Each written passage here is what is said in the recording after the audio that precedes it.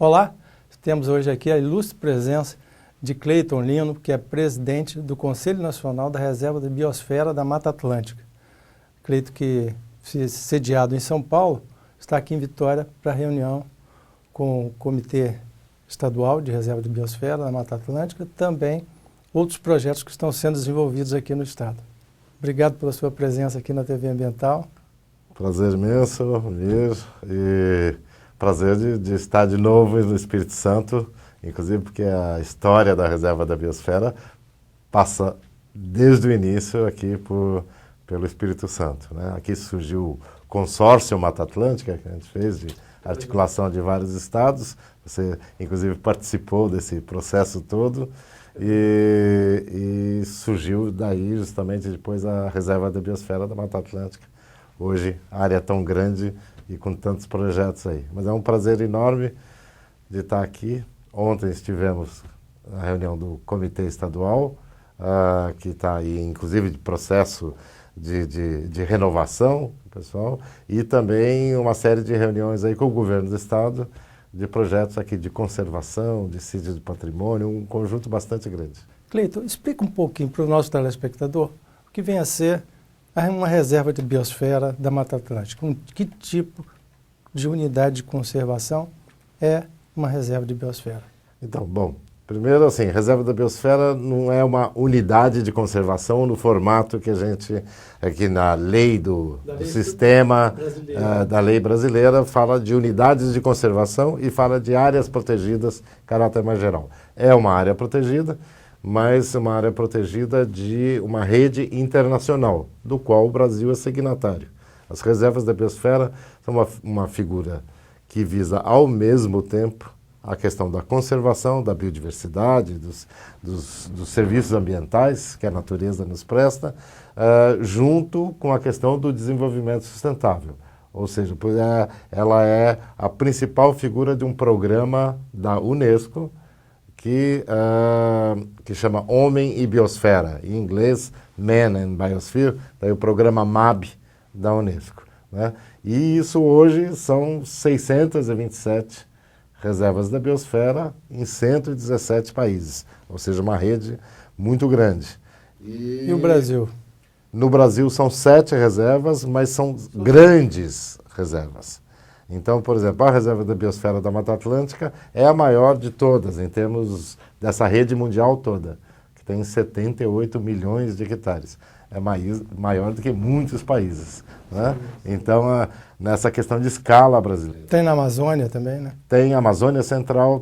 Aqui a política brasileira definiu que nós deveríamos ter pelo menos uma grande reserva da biosfera em cada um dos grandes biomas brasileiros. Então nós temos a reserva da biosfera do Cerrado, da Caatinga, da Amazônia Central, tem proposta de outras reservas da biosfera na Amazônia também, a da Mata Atlântica, a do Cinturão Verde no entorno da cidade de São Paulo, que é parte integrante aí da Reserva da Biosfera da Mata Atlântica também, a Reserva da Biosfera do Espinhaço, que hoje, na sua primeira fase, está ainda restrita ao estado de Minas Gerais, mas que deve crescer, chegar até a Chapada Diamantina na Bahia também, e tem outras propostas aí de reservas da biosfera no Brasil.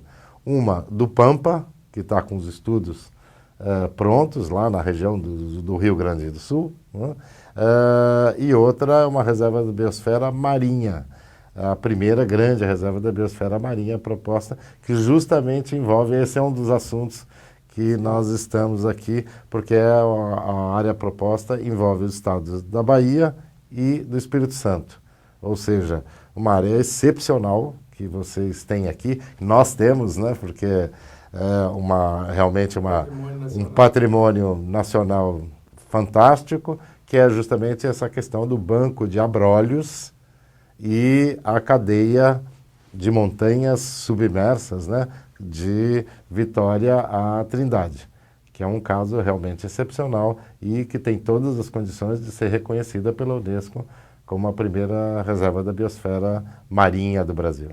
E esse processo está em fase adiantada ou está em início ainda dos estudos? No caso da reserva da biosfera, o processo ele deve ser necessariamente bastante, primeiro, baseado em boa informação, em conhecimento científico e conhecimento tradicional integrados, e isso está bastante avançado. Hoje nós sabemos aí que é uma biodiversidade incrível e, ao mesmo tempo, é uma região muito importante na questão de você ter um zoneamento de pesca, né, para assegurar, inclusive, os estoques pesqueiros que tem, e você tem estudos aí voltados a entender todo o movimento dessas águas, inclusive considerando potenciais mudanças climáticas.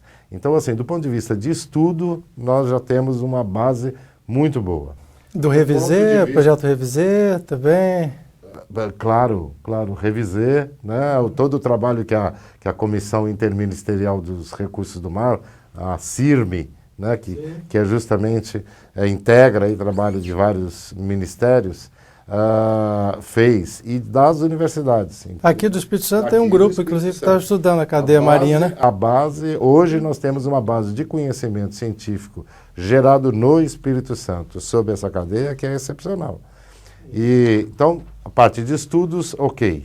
Na parte, agora, a Reserva da Biosfera pressupõe um envolvimento, uma participação em todo o processo. Então, já houve alguns seminários, ainda vão ser feitos outros, precisa ter um envolvimento e uma proposta tem que ser muito clara, muito bem entendida pela população.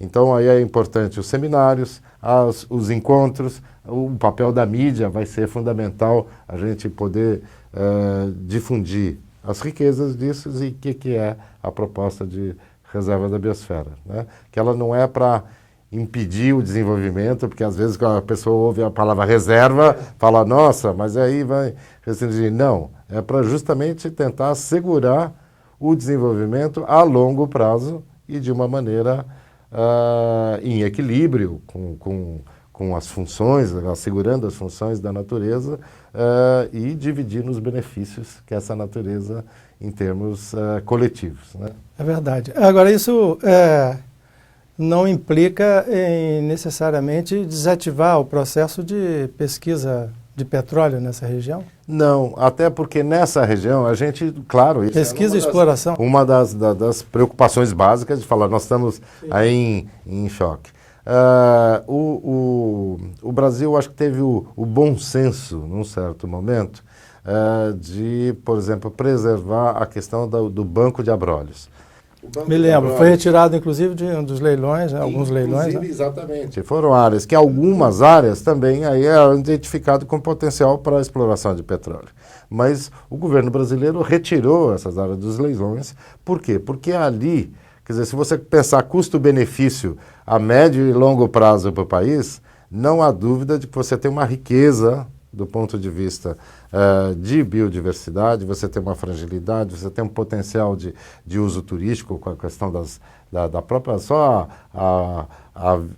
avistamento de baleias, por exemplo, a questão os estudos científicos, etc. Isso tudo tem valor.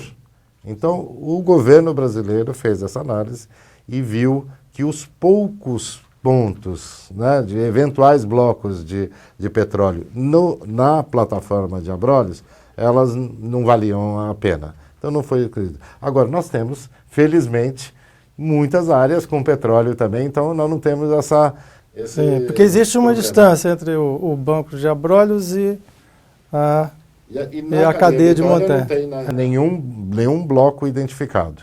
Na área de estudo, inclusive, a gente teve, obviamente, esse cuidado para saber sobre potencial conflito, né? Quando você vai estudar essas áreas assim. E isso, por sorte, não há nessa região. Certo. Nós vamos a um rápido intervalo, voltamos já falando sobre Reserva da Biosfera.